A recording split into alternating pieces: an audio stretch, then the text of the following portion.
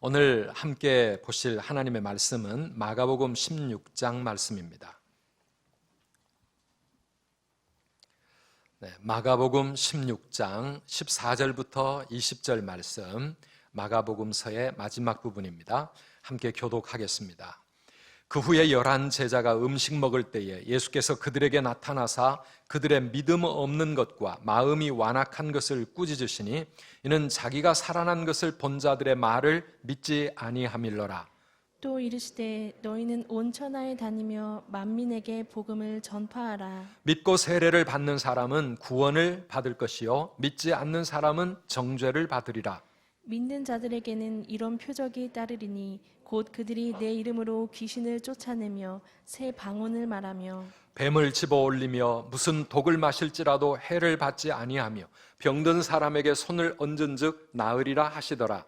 주 예수께서 말씀을 마치신 후에 하늘로 올려지사 하나님 우편에 앉으시니라. 함께 읽습니다. 제자들이 나가 두루 전파할세 주께서 함께 역사하사 그 따르는 표적으로 말씀을 확실히 증언하시니라. 아멘. 아멘. 코로나 상황이 점점 더 어려워지고 있습니다. 특별히 지난 목요일 날 우리 수능 시험이 있었는데 아침 8시 30분부터 저희 교회에서도 수능 기도회가 있었습니다. 1교시 기도회를 제가 인도하는데 참 마음이 많이 아팠습니다. 수능 시험이라는 것 자체가 얼마나 긴장하고 떨리는 일일 텐데 코로나 때문에 여기저기서 확진자가 발생하고 감독관도 확진됐다 하는 이런 뉴스도 오고 하루 종일 마스크를 쓴 채 시험에 응해야 되는 우리 수험생들 정말 다른 어떤 때보다도 마음이 많이 힘들었을 것 같습니다. 우리 수능을 마치고 이 자리에 함께 예배하기 위해 오신 우리 수험생 여러분 정말 수고 많았고 잘했습니다. 그러나 수능으로 모든 게 끝난 게 아니고 또 계속해서 면접 실기도 있고 이제 시험 결과가 나오면 또 학교를 정해서 지원을 해야 되고 아직도 갈 길이 많습니다. 또 그런가 하면 취업을 준비하는 우리 학생들이나 청년들도 코로나 때문에 마음이 얼마나 위축되고 힘든지 모르겠습니다. 서울은 어제 저녁 밤 9시부터 여기저기 셧다운이 이루어지고 있고 전 세계 코로나 확진자가 오늘 아침 현재 6,600만 명 가까이 되었습니다. 하루에 코로나로 죽는 사람이 9,000명이 넘습니다. 1분마다 6.3명이 코로나로 사망을 하고 있는 그런 상황입니다. 매일매일 버티고 살아가는 거 정말 힘이 버겁고 마음이 많이 어렵지요. 오늘 처음 예배 자리에 오신 우리 VIP 여러분들이나 또 우리 성도님들이나 참 힘든 마음으로 한 주 한 주를 살아가고 있지만 그래도 오늘은 12월의 첫 주일입니다. 우리 예수님께서 우리를 살리시기 위하여 이 코로나와 죄악으로 얼룩져 있는 이 세상에 어린 아기가 되어 탄생하셨던 성탄절이 있습니다. 그래서 오늘 이 예배를 통해서 힘을 얻고 우리를 위해 이 땅에 오신 우리 주님을 바라보고 만나는 그런 복된 예배의 시간 다 되시기를 주님의 이름으로 축원합니다. 오늘 12월 첫 주일은 우리 교회 가정 쉐마 주일 그리고 선교 주일입니다. 그래서 오늘은 우리 가족이 자녀들과 함께 앉아서 특별히 선교에 대해서 함께 말씀도 나누고 마음을 모아가는 그런 기회가 되었으면 좋겠어요. 우리 예수님이 부활하시고 승천하실 때 오늘 이 마가복음의 마지막 주님이 하늘로 승천하실 때 제자들에게 부탁하신 마지막 명령이 있었습니다. 그게 무엇이었습니까? 15절 말씀대로 너희는 온 천하에 다니며 만민에게 복음을 전파하라. 이게 우리 제자된 우리들에게 주님이 주시는 그런 마지막 명령과 같은 것이죠. 우리 마음에 함께 새겨보면 좋겠습니다. 온 천하에 다니며 만민에게 복음을 전파하라. 뭘 전파하라고요? 복음을 전파해라. 복음. 이 복음이 무엇일까요? 복음, good news, 기쁜 소식, 좋은 소식, 복된 소식, 이 복음이 무엇이길래 주님은 우리에게 온 천하 만민에게 이 복음을 전파하라고 말씀하십니까? 복음은 한마디로 성탄절, 크리스마스로 시작되는 하나님의 놀라운 사랑의 이야기가 복음이라고 말할 수 있어요. 하나님이 세상을 이처럼 사랑하사 죄로 인해 죽어가는 이 세상 가운데 하나님이 인간의 몸을 입고 이 땅에 오신 성탄절, 이게 복음의 시작입니다. 그렇게 이 세상에 오신 예수님께서 십자가에 못 박혀 죽으심으로 우리 인간의 모든 죄를 다 담당하셨기 때문에 누구든지 그를 믿는 자마다 멸망당하지 아니하고 하나님의 심판을 받지 아니하고 구원을 얻게 된다, 영생을 얻게 된다, 천국을 가게 된다. 이게 바로 우리 복음입니다. 이게 우리 기독교 신앙의 핵심 아니겠습니까? 그런데 이 복음은 그냥 단순한 그런 이론이나 교리가 아닙니다. 복음은 우리의 삶에 나타나는 하나님의 능력인 줄 믿습니다. 복음은 하나님의 능력이다. 로마서 1장 16절 말씀입니다. 내가 복음을 부끄러워하지 아니하노니 이 복음은 모든 믿는 자에게 구원을 주시는 하나님의 능력이 됨이라. 복음이 하나님의 능력이다. 구원을 주시는 하나님의 능력이다. 누구에게요? 모든 믿는 자들에게 구원을 주신다. 여러분, 구원은 또 무엇입니까? 구원은 이 땅에 이렇게 저렇게 살다가 죽은 다음에 천국 가는 거, 그게 구원입니까? 아니요. 우리 성경이 말하는 구원은 우리의 삶을 총체적으로 변화시키는 하나님의 능력, 이게 바로 구원입니다. 그래서 이 복음은 우리에게 이 놀라운 구원을 안겨다 주기 때문에 이것이 복된 소식이요, 우리 기독교가 세상에 줄 수 있는 최고의 선물, 그것이 바로 이 복음이라고 하는 것입니다. 이번 학기 우리 목자 훈련원이 지난주로 이제 12주 과정을 마쳤는데요. 이번 학기에 우리 목자 훈련원의 필독서로 선정해서 함께 읽었던 책이 바로 제자화 DNA라고 2020년도에 우리나라에 소개가 된 책입니다. 옆에 있는 분이 이 책을 쓴 로비 갤러티라고 하는 사람입니다. 저는 이 책을 읽으면서 참 많은 또 도전을 받고 생각을 많이 하게 되었습니다. 이 로비 갤러티라고 하는 이분은 어릴 때부터 천주교의 성당에 다녔던 분이에요. 고등학교, 대학교를 다 미션 스쿨을 나왔어요. 그런데 사실 믿음이 하나도 없어요. 정말 예수님을 만난 적이 없이 그냥 어릴 때부터 부모님 따라서 교회 다녔던 그런 사람입니다. 근데 이분이 키가 2m입니다. 키가 2m고 몸무게가 130kg나 되는 아주 거구입니다. 그러니까 이 고등학교 때부터 농구 선수였고요.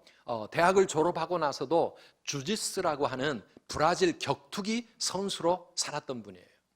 그런데 그렇게 거친 삶을 살다가 어느 날 큰 교통사고를 만났고 그 교통사고를 치료하는 과정에서 진통제, 강한 진통제를 계속 쓰다가 마약성 진통제를 쓰다가 보니까 진통제 중독이 되고 결국 마약 중독자가 되었어요. 마약 중독자가 되었을 뿐만 아니라 이 마약을 가지고 마약을 팔아서 돈을 버는 마약 판매 사업을 하기 시작합니다.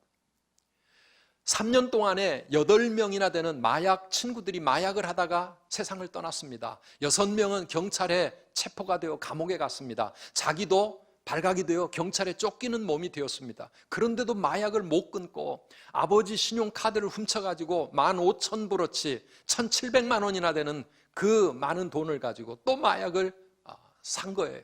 그러다가 결국은 붙잡혔습니다. 재활센터에 들어가서 마약을 끊는 재활훈련을 하고 나옵니다. 그런데 나오면 또다시 마약에 중독되어서 마약의 삶을 또 이렇게 빠져가는 겁니다. 그렇게 재활센터를 나왔다 들어갔다 하던 그 어느 날, 2002년 11월 어느 날, 이 방 한 구석에서 자신의 지나온 삶을 돌아보다가 결국은 하나님 앞에 무릎을 꿇게 됩니다. 하나님을 찾게 되었습니다. 7년 전에 제레미 브라운이라고 하는 친구가 자기에게 열심히 전도했었어요. 하나님이 너를 사랑하신다. 너 예수님 영접해라. 그래야 너 구원받는다. 아무렇게나 세상 살지 말고 하나님께 돌아와야 된다. 그렇게 전도할 때는 마음에 전혀 닿아지지 않았던 그 전도의 메시지가 그날 이 로비 갤러티 이분의 마음을 울리기 시작을 한 거예요. 하나님 앞에 무릎을 꿇고 눈물로 통곡하며 회개하면서 하나님 나를 좀 살려달라고, 하나님 내 인생을 불쌍히 여겨달라고, 그러면서 예수님을 영접했어요. 하루 종일 하나님 앞에 울며 회개하며 우리 주님을 붙잡았는데 그 마음에 성령께서 뜨겁게 불같은 은혜를 주셨어요. 결국은 하나님이 내 죄를 용서하셨다고 하는 용서의 확신이 그 마음에 생기고 마약을 향하던 중독된 그 마음이 다 사라지고 자유함을 얻게 되었어요. 그때부터 이분이 새로운 삶을 살기 시작합니다. 하나님께서 그 영혼을 불쌍히 여기신 거죠. 그를 찾아가신 겁니다.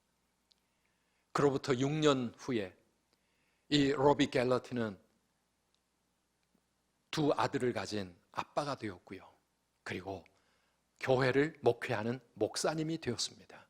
지금도 미국 테네시주의 롱 할로우 베프티스트 침례교회에서 목회를 잘하고 있습니다.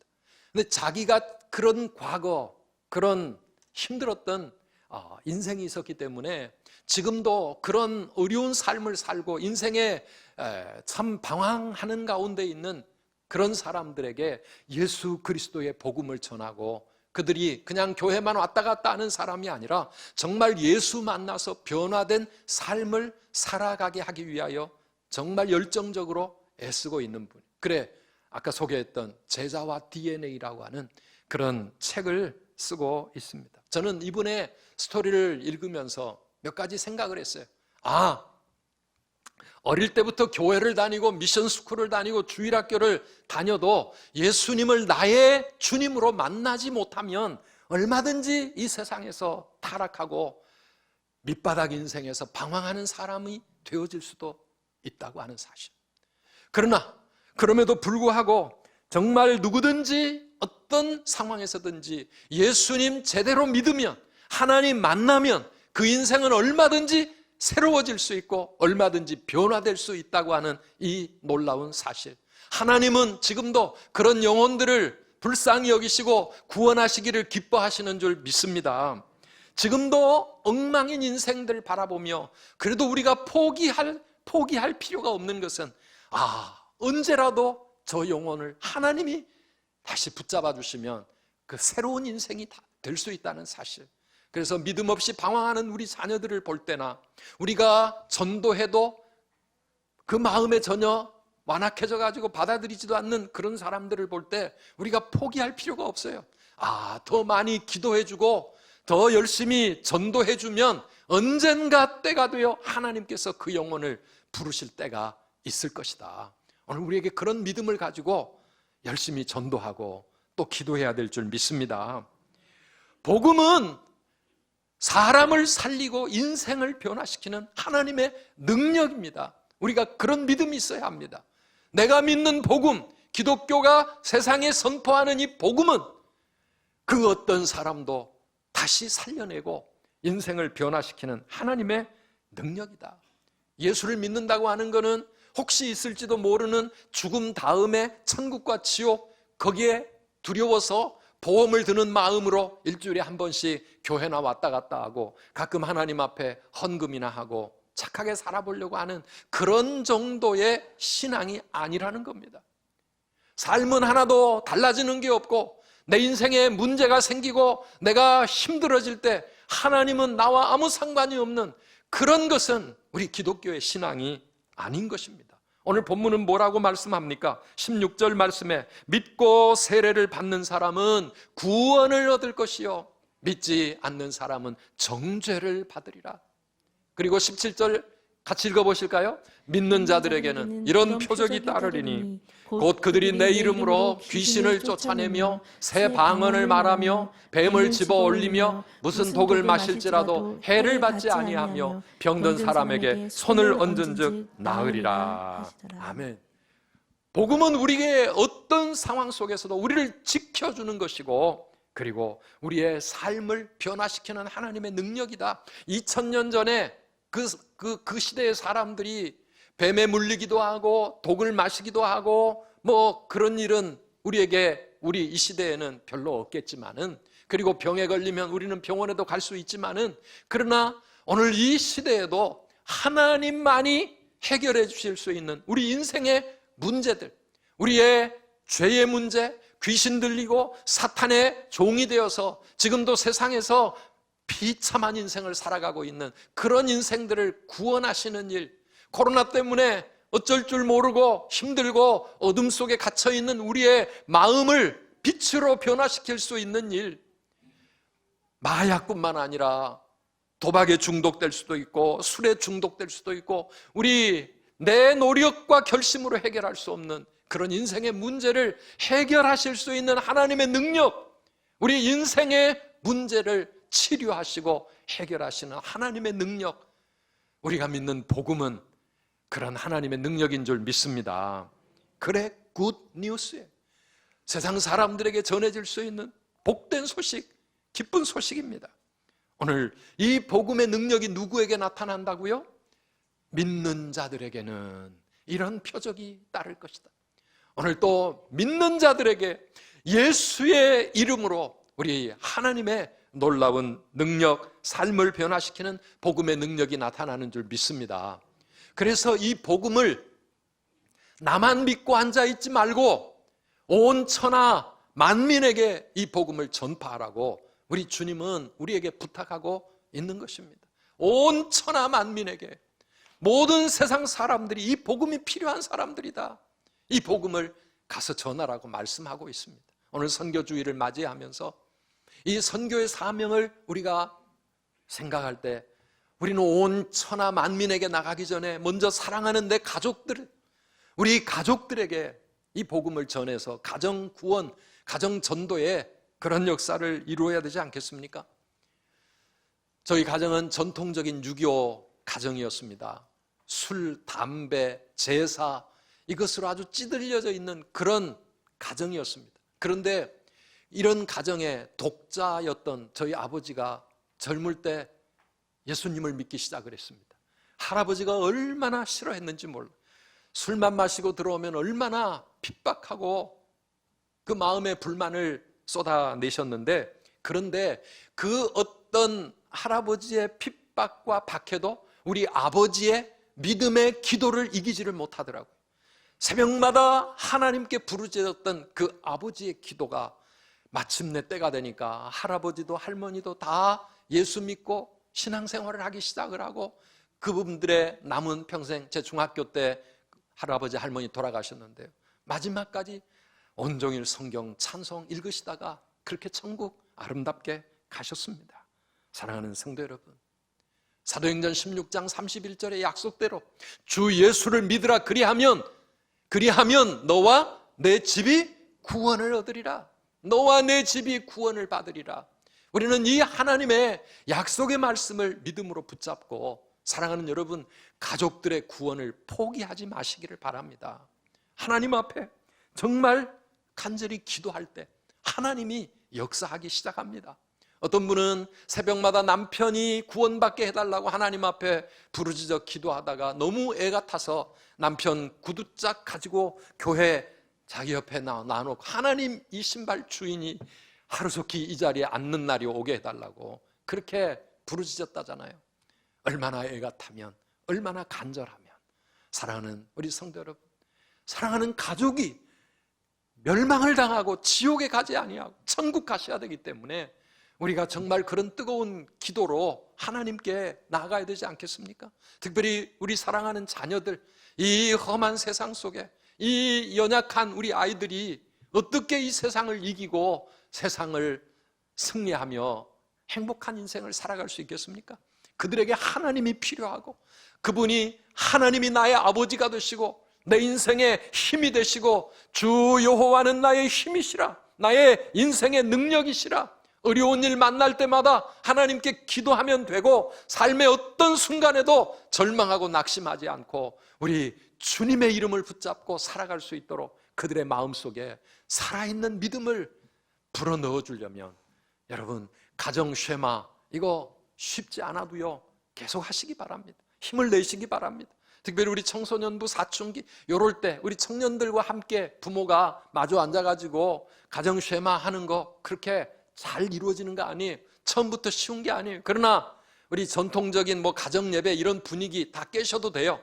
치킨을 시켜놓고 마주 앉아 함께 먹으면서, 아니면 좀 큰 아이들은 함께 커피 타임을 가지면서 신앙적인 대화를 하시기 바랍니다. 그들의 마음에 지금 무엇이 영적인 장애물이 되고 있는지, 우리가 그들의 영적인 현 상황을 알아야, 그래야 그들을 위해 하나님 앞에 더 눈물로 뜨겁게 기도하지 않겠습니까? 우리의 사랑하는 자녀들이 부모가 만났던 그 하나님, 내가 체험했던 그 기도 응답의 축복, 하나님이 분명히 살아계시는 이 귀한 믿음을 우리 자녀들이 하루속히 그 바통이 이어서 저들도 나보다 더 든든한 믿음의 사람으로 살아갈 수 있도록, 그래서 우리의 가정이 신앙의 명문가를 세워나가고 하나님의 은혜와 축복을 누려야 될 줄 믿습니다. 이 가정을 구원하는 것, 우리에게 가장 절실한 일입니다. 두 번째는 직장 선교, 또 학원 선교에 대한 비전입니다.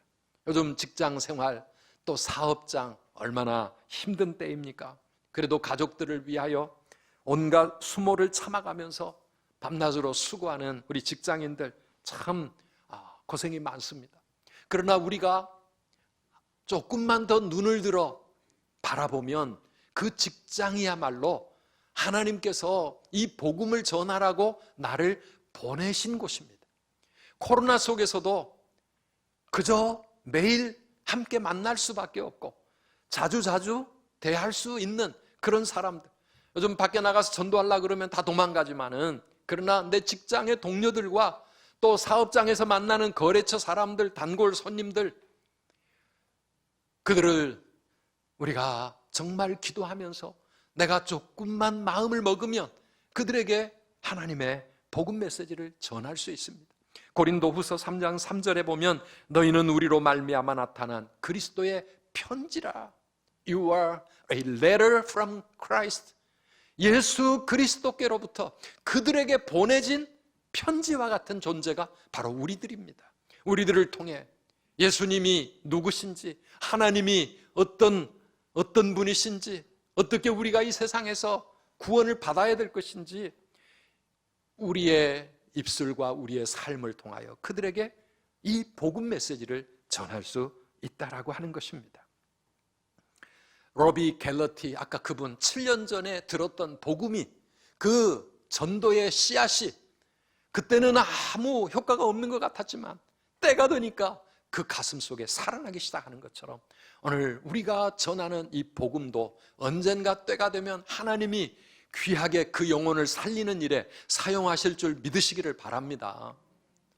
코로나 때 나도 혼자 버텨나가기가 너무 힘든데 무슨 전도를 말하고 선교를 하라고 합니까? 아니요. 우리가 조금만 더 생각해 보면 이 코로나 때 정말 믿는 나도 이렇게 힘든데 하나님이 없는 그런 인생들이 얼마나 절망하고 얼마나 답답하고 얼마나 힘들게 살아갈까. 지금이야말로 정말 그들에게 예수님이 필요하고 그들에게 하나님 아버지의 사랑이 필요하고 정말 하나님을 나의 인생의 든든한 백으로 그렇게 믿고 살아야 될 그런 필요가 있는 사람들이 얼마나 많은지 모릅니다. 그러니 우리가 그들에게 조금 더 한 걸음 나아가려고 하는 것입니다. 한국 기독교 직장 선교 연합회라고 하는 게 있습니다. 이 직장 선교 연합회 산하에 8천여 개의 직장 선교회가 있고 90만 회원이 있습니다. 다시 말씀드리면 우리나라 곳곳에서 그래도 그냥 단순히 믿는 사람끼리 친교를 나누는 그런 신우회를 넘어서서 직장 선교의 비전을 가지고 있는 크리스찬들이 지금도 많이 있다는 이야기입니다. 일주일에 한 번씩 점심시간을 이용해서 같이 모여가지고 그 직장 회사를 축복하고 기도하고 그리고 동료들에게 하나님의 사랑을 전하고 전도하려고 애쓰는 그런 모임이지요. 우리 교회도 직장 선교위원회가 있습니다. 요즘 코로나 때문에 함께 모이는 모임은 못 갖고 있지만은 저는 우리 선두교회 성도님들이 일하는 일터마다, 사업하는 사업장마다, 우리가 가는 곳마다, 우리 학생들은 학교에서, 그곳에서 정말 내가 속해 있는 우리 회사, 우리 직장을 위해 기도해주고 축복하면서 만나는 사람들에게 이 직장 선교의 꿈과 비전을 가지고 우리 함께 나아갔으면 좋겠어요. 우리 학생들도 운동장 한 구석에서, 아니면 친구들이 다 가고 나간 다음에, 아니면 그들이 오기 전에 교실 한 구석에 앉아서 친구들을 위해 기도하고, 그리고 그들에게 복음을 전할 수 있는 그런 담대한 용기가 우리에게 필요합니다. 우리도 연약한 사람들입니다. 우리의 믿음도 참 약합니다. 그런데요, 우리에게 소망이 되는 것은 오늘 이 본문 마가복음 16장 14절에 보니까 이 마지막 명령을 듣고 있는 제자들도 우리와 별로 다르지 않더라고 하는 겁니다. 그들은 예수님의 부활도 잘 안 믿어지고 예수님이 하나님의 아들이심도 잘 확신하기 어렵고 너무 믿음이 연약한 부족한 사람들이었어요. 그런데 예수님은 그런 제자들에게 온 천하에 다니며 만민에게 이 복음 전해라, 이 복음을 전할 때 믿는 자들에게 이런 능력이 나타날 것이다, 그렇게 약속하고 있는 것입니다. 사랑하는 성도 여러분, 우리가 복음을 전하기 시작할 때 우리의 연약한 믿음이 더 든든해지는 줄 믿으시기를 바랍니다. 내가 예수 믿는 사람이라고, 나 교회 다닌다고 지금 이런 코로나 상황 속에서 그렇게 선포하기 시작을 할 때 내 삶이 달라지는 것, 내 가치관과 정체성이 든든하게 세워지지 않겠습니까? 내가 예수 믿는 거 숨기고 살아갈 때는 아무렇게나 살아도 되지만, 나 선두교회 집사요, 나 예수 믿는 크리스찬이요, 이렇게 밝히고 살아가기 시작할 때 내가 바로 서기 시작합니다. 그러면서 우리는 그들에게 축복의 통로가 되어지는 것입니다. 우리 인천 구석구석, 우리 선두교회 성도들이 있는 그 수도권 곳곳에 복음의 꽃이 피고 열매가 맺어지는 이 직장 선교의 꿈과 비전이 이루어질 수 있기를 여러분 함께 기도하며 같이 헌신해 주시기를 간절히 바랍니다. 마지막으로 해외 선교입니다. 해외 선교. 우리나라도 아직 복음이 모든 사람들에게 전해지지 않았고 교회가 여전히 힘든 가운데 있는데 무슨 해외 선교라 생각을 할지 모릅니다. 그러나 여러분, 135년 전에 그 선교사님들이 복음을 들고 이 조선 땅에 오지 않았더라면 우리의 역사는 어떻게 되었을까? 오늘 우리가 이 자리에 과연 있을 수 있었을까요?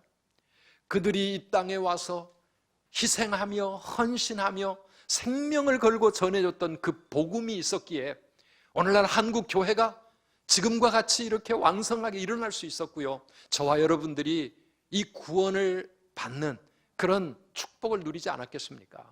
사랑하는 성도 여러분, 그들이 우리와 무슨 상관이 있길래, 그들은 단 하나뿐인 자신들의 인생을 아무 상관없는 이 조선 땅에 와가지고 여기에 그들의 삶을 묻었을까요? 복음의 능력을 믿었기 때문입니다.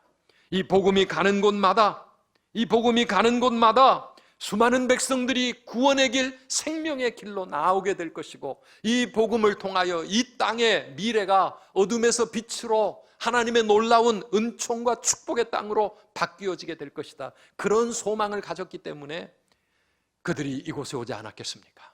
예수님의 이 마지막 복음 선교에 대한 명령을 그들이 엄중하게 느꼈기 때문에 그들은 이 땅에 왔었고, 그들의 교회는 그 선교사들을 후원하지 않았겠습니까? 그들은 세상을 품은 그리스도인들이었습니다. 오늘 우리 모두는 다 그분들에게 빚진 사람들 아니겠습니까?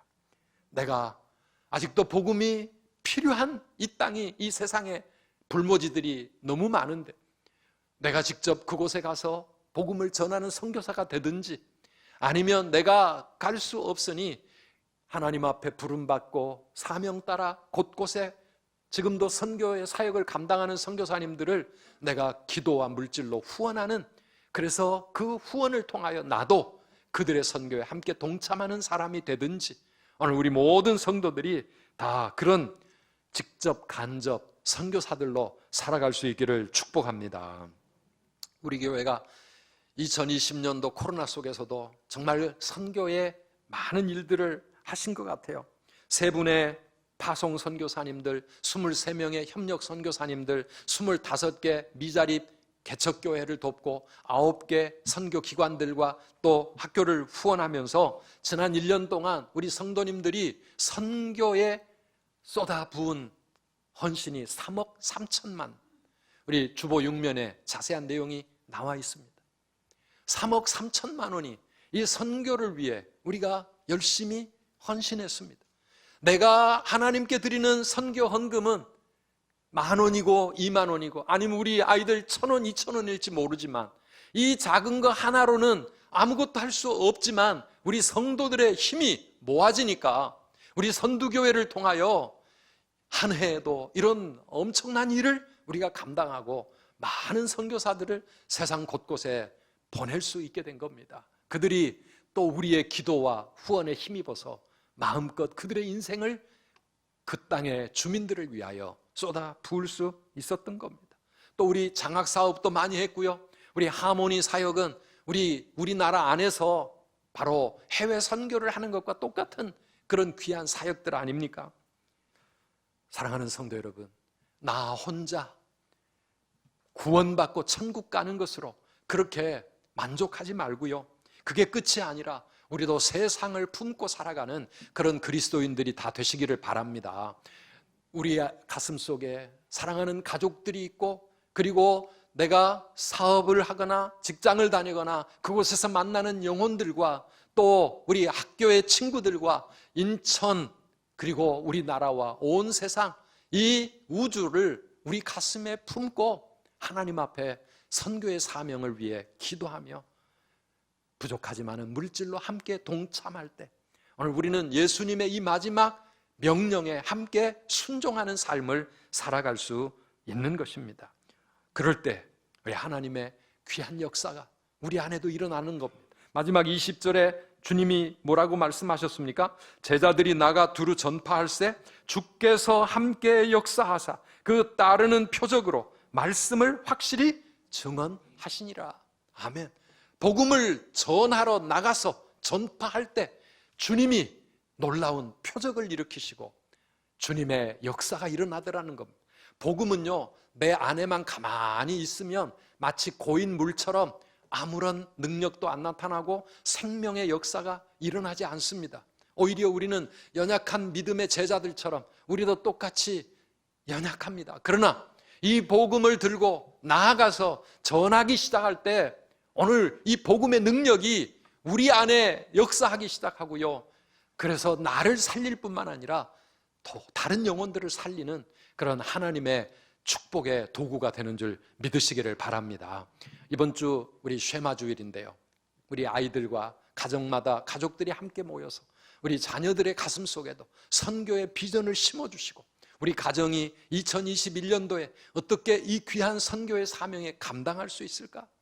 내가 아프리카에 갈 수 없고 저 남아메리카에 갈 수 없지만은 그러나 여기서 우리가 함께 손 모아 선교사님들을 위해 기도하고 작은 물질이지만 함께 동참할 때 우리 하나님의 귀한 축복의 도구가 되어서 온 천하 만민에게 복음을 전파하는 이 일에 우리 모두가 다 쓰임받게 될 줄 믿습니다.